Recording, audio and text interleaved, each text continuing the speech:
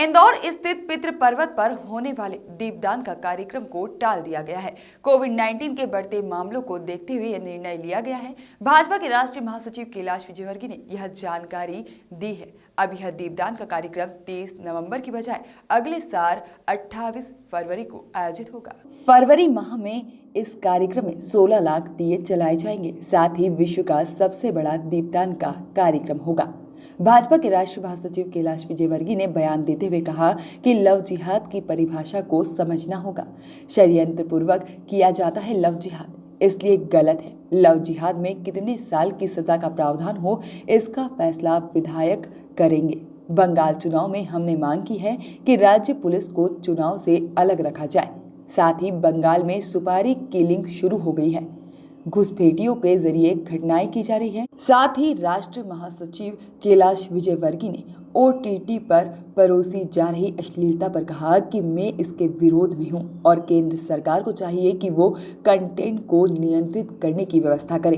पूर्व राष्ट्रपति हामिद अंसारी को लेकर महासचिव ने कहा कि वे तो पहले से ही कट्टर हैं। एक कार्यक्रम में उन्होंने दीप नहीं जलाया था और जूते भी नहीं उतारे थे। इससे पता चलता है कि उनकी सोच कैसी है। साथ ही शहर में बढ़ते कोरोना के मामले पर महासचिव ने कहा कि मैं दिन का कर्फ्यू लगाने के पक्ष में नहीं हूं, लेकिन लोगों को खुद की और समाज की चिंता करनी चाहिए।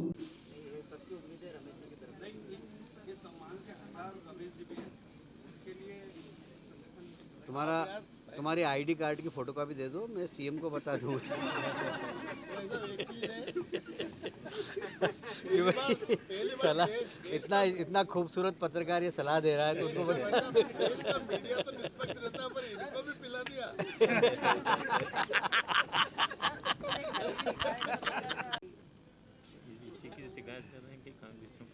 देखिए, ऐसा है गोपी जी का जिन्होंने भी हमला किया, वो कोई भी हो, अगर ऐसे सामाजिक कार्यकर्ता के यहाँ लोग हमला करेंगे तो शासन को कार्रवाई करना चाहिए। फिर उसमें ये नहीं देखना चाहिए कि किस पार्टी का है, और उसमें पार्टी के लोगों को भी सोचना चाहिए कि क्या इस प्रकार की हरकत को प्रेशर देना चाहिए। यह शहर पश्चिमी बंगाल नहीं है, मध्य प्रदेश है। वहाँ इस प्रकार की घटनाएं होती रहती हैं, पर मध्य प्रदेश में अगर इस प्रकार की घटना होगी तो शासन को उचित कार्रवाई करनी चाहिए।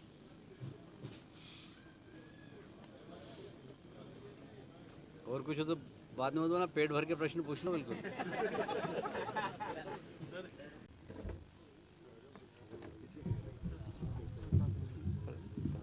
खड़े तो अपने लोग हैं।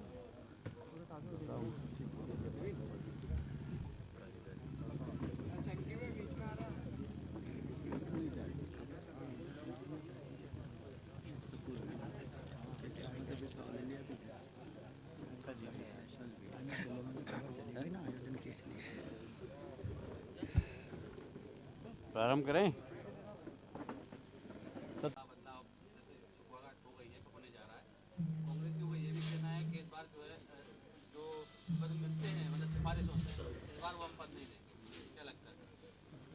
अभी कांग्रेस की इंटरनल पॉलिटिक्स है। कांग्रेस अगर पट्टाबाज खत्म हो जाएगा, कांग्रेस तो कांग्रेस ही नहीं रहेगी। कांग्रेस की पहचान ही पट्टाबाज है। इंदौर को एक नया मंत्री मिलेगा इसका? मुख्यमंत्री जी से पूछ के बताऊंगा आपको।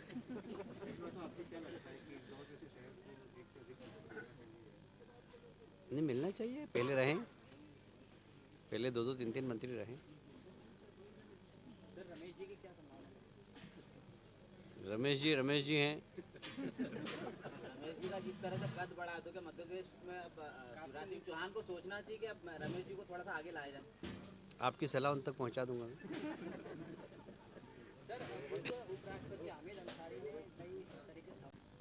जैसा कि माननीय कैलाश विजयवर्गीय जी ने पूरे विश्व शांति के लिए और समरसता प्रकृति संवर्धन के संकल्प में कार्तिक पूर्णिमा का संकल्प लिया था 16 लाख दीप प्रज्वलन का, क्योंकि हमारी सनातन संस्कृति की परंपरा रही है दीप दान करने की, प्रकृति पूजन की, और पूरी तैयारी के साथ उत्साह के साथ ये कार्यक्रम संपन्न होना था। लेकिन माननीय का आदेश हुआ कि जनमानस को ध्यान में रखना पहला कर्तव्य है हमारा, कि जनता को कोई असुविधा ना हो और कार्यक्रम की वजह से किसी प्रकार से जनता को कष्ट ना हो। तो इस महामारी को ध्यान में रखते हुए प्रतिष्ठा महोत्सव वर्षगांठ जो 28 फरवरी को आने वाला है, तब इस कार्यक्रम को इसी तैयारी के साथ में 16 लाख का दीपक प्रज्वलन करके विश्व का सबसे बड़ा इतिहास, सबसे बड़ा वर्ल्ड रिकॉर्ड बनाया जाएगा। और अयोध्या भगवान श्री राम की जन्मभूमि है, वहाँ से ज्योत ला करके उस ज्योति के द्वारा ये 16 लाख दीपक प्रज्वलित किए जाएंगे। और साथ ही हनुमान चालीसा के पाठ किए जाएंगे, क्योंकि धर्म का महाकुंभ का आस्था का सबसे बड़ा कार्य है। और सदैव सनातन धर्म जो है जनमानस, राष्ट्र कल्याण और धर्म पथ पर चलते हुए मानव सेवा का संकल्प लेकर के इस कार्य को सफल करेंगे। जय श्री राम। उसकी आर्थिक स्थिति बहुत अच्छी नहीं है। एक कमरे में पाँच व्यक्ति परिवार रहते हैं, कई रिकॉर्ड बना है, उसको किस तरह की मदद? हम कर भी रहे हैं, हमसे जुड़ा हुआ है वो लड़का। और पिछले दिनों जब वो वर्ल्ड स्पर्धा में जाने वाला था, तब हमने उनसे प्रॉमिस किया था, बाकी कोविड के कारण वो स्पर्धा नहीं हो पाई। हम उसके टच में हैं, वो हमारे क्लब से जुड़ा हुआ है। हम क्लब की तरफ से भी उसको मदद कराएंगे। और वो आप लोगों ने शायद एक बार हमने मीडिया के सामने उसको आयोजन किया था जब, इसलिए हमारे क्लब से वो जुड़े हुए हैं और उनको किसी प्रकार की कभी भी आगे बढ़ने में असुविधा नहीं होगी। क्लब मदद करेगा और सरकार से आवश्यकता पड़ेगी तो सरकार से ही मदद करेगी। सर, शहर में जो कोरोना के मामले बढ़े हैं, भोजन ही है।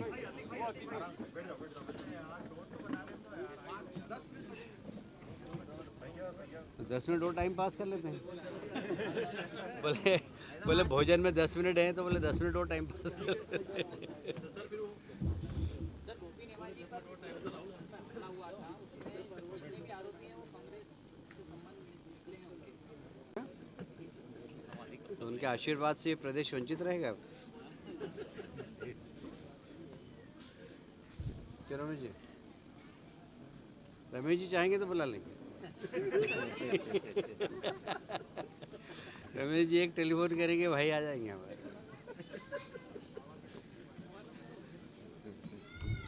लोग जनता के महामंडलेश्वर रहते हैं, ये बाबाओं के महामंडलेश्वर।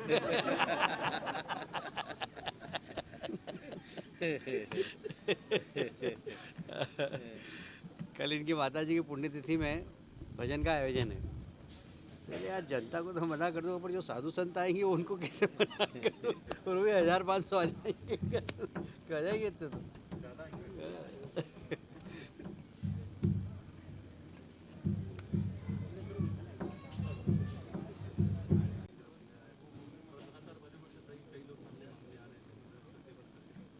हाँ, मतलब विमान जा रहा था इधर और पहुंच गया इधर, समझ में नहीं आया कहाँ सुशांत सिंह की हत्या और कहाँ बॉलीवुड का ड्रग माफिया।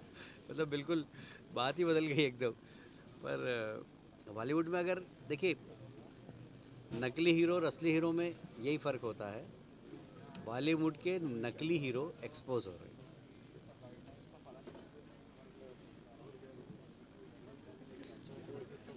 क्या? मैं तो थका नहीं, देखो तुम थक गए।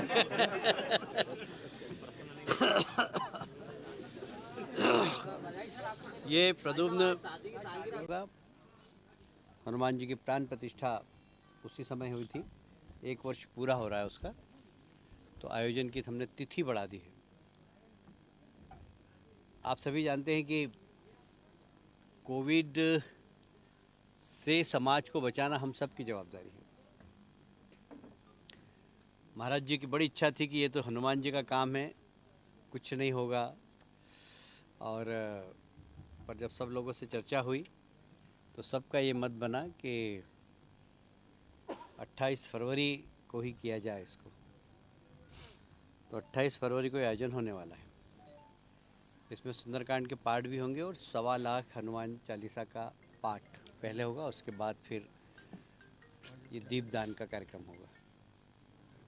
सरसों के तेल से दिए जलेंगे और इसकी बत्ती भी स्पेशल बन रही है, जो कम से कम दिए 1.5 से 2 घंटे जलें। आयोजन का मुख्य उद्देश्य विश्व शांति है। आयोजक का मुख्य उद्देश्य विश्व में कोविड से लोगों को मुक्ति मिले और कोई महामारी नहीं आए। कोविड तो क्या, इसके अलावा भी कोई महामारी नहीं आए। इसी उद्देश्य को ध्यान में रखते महाराज जी ने संकल्प हम सबको दिलाया था। ये संकल्प हम पूरा करेंगे। बस मुझे इतना ही कहना था। महाराज जी आप कुछ नहीं, आप भी कुछ महाराज जी सब मैं निवेदन करूँगा, महाराज जी अपने उद्गार प्रकट करें।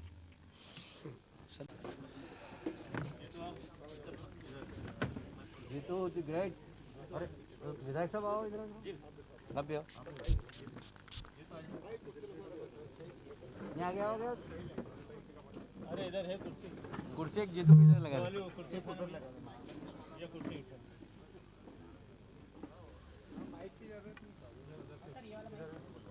नहीं लगाना। वो कुर्सी उठा के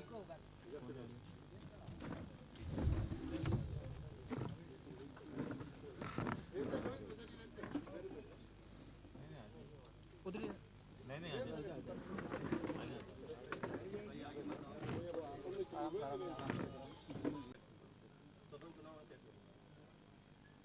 देखिए पश्चिमी बंगाल सबके लिए चुनौती है, क्योंकि जिस तरह की वहाँ अराजकता है, लाइन ऑर्डर समाप्त हो गया है और घुसपैठिए वहाँ पर आ रहे हैं, और अब तो पॉलिटिकल कार्यकर्ताओं की सुपारी किलिंग भी प्रारंभ हो गई। तो ये चुनौती है। इस संबंध में हमने केंद्र सरकार से कहा है कि या तो राष्ट्रपति शासन लगाया जाए या चुनाव आयोग सुनिश्चित करे कि लोग निर्भीक होकर मतदान कर सकें। चुनाव आयोग के प्रतिनिधि कलकत्ता आए थे, उन्होंने प्रॉमिस किया है कि हम सेंट्रल फोर्स लगाएंगे और चुनाव निर्भीकता से कराएंगे। पर हमने एक बात और मांग की है कि राज्य पुलिस को चुनाव प्रक्रिया से दूर रखा जाए, क्योंकि वहाँ पुलिस का राजनीतिकरण हो गया और राजनीति के साथ अपराधीकरण भी हो गया। अपराधियों के साथ पुलिस वहाँ पर देखी गई है और इसलिए राज्य की पुलिस को चुनाव प्रक्रिया से दूर रखा जाए। सर अन्ना द्रमुक के साथ में तमिलनाडु भारतीय जनता पार्टी अलायंस कर रहा है, पश्चिम बंगाल में ऐसी कोई स्थिति देख रहा है किसी पार्टी के साथ में मिलकर? पश्चिम बंगाल में भारतीय जनता पार्टी ने अपना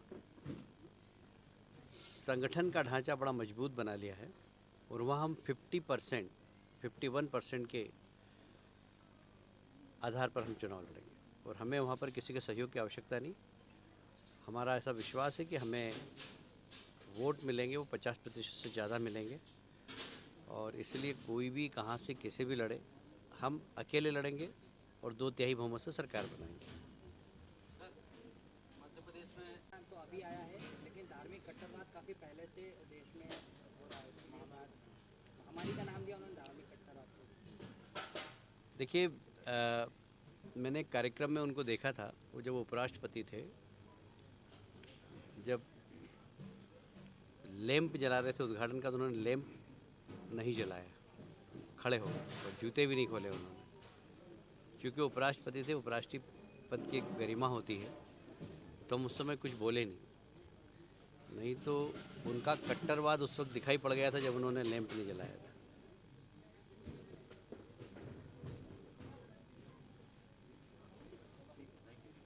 ठीक है साहब, सब कुछ और इंदौर से जुड़ा है, काट के चोरी।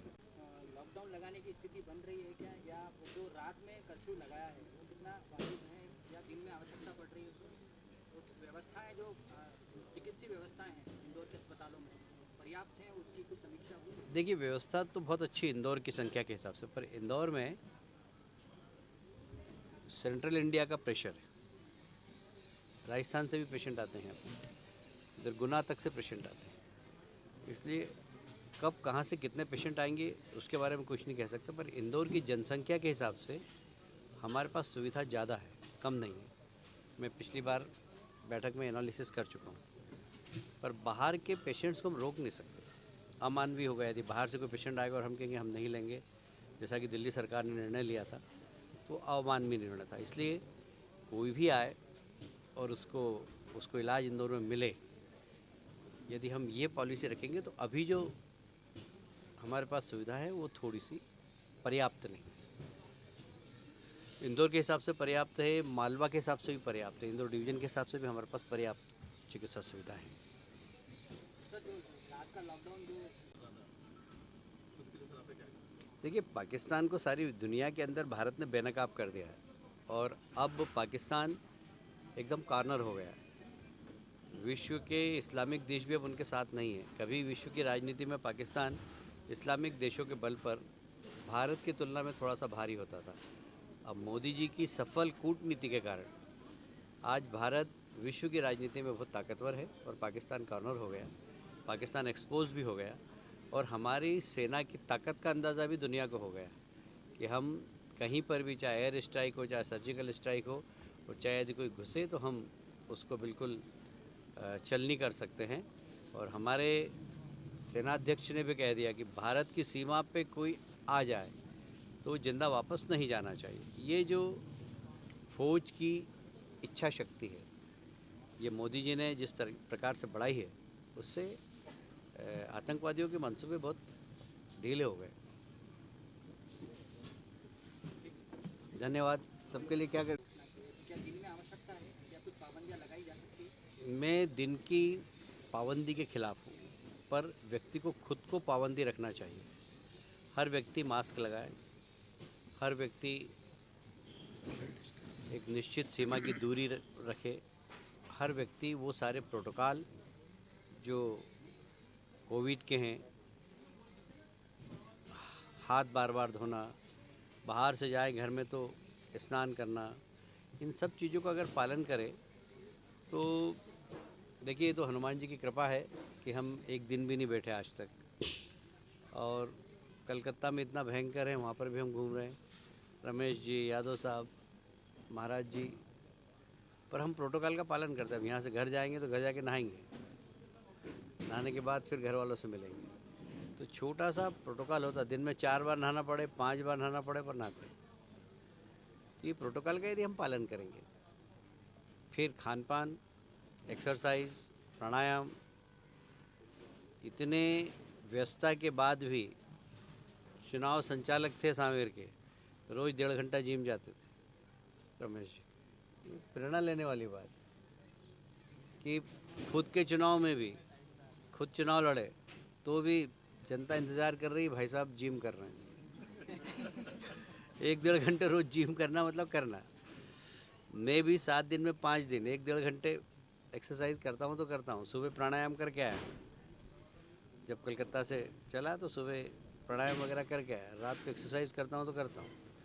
तो हमें अपने प्रति यदि हम जागरूक रहे तो कोई लॉकडाउन की ज़रूरत नहीं है, कोई जनता कर्फ्यू की ज़रूरत नहीं है, पर अवेयरनेस होना चाहिए पूरे समाज के अंदर। लोग यदि अपने लिए जिएंगे, स्वस्थ जिएंगे, तो मैं समझता हूँ समाज स्वस्थ है। पर अपने से शुरुआत करना पड़ेगा। हम हमारे खान पान का ध्यान रखें, मैदा नहीं खाएं, ज़रा सब्जी आए तो उसको ठीक तरीके से धोएं। ये सब चीज़ें छोटी छोटी बातें हैं, यदि हमने इसका ध्यान रखा तो कोविड से बचा जा सकता है। ब्यूरो रिपोर्ट, कैनन न्यूज़।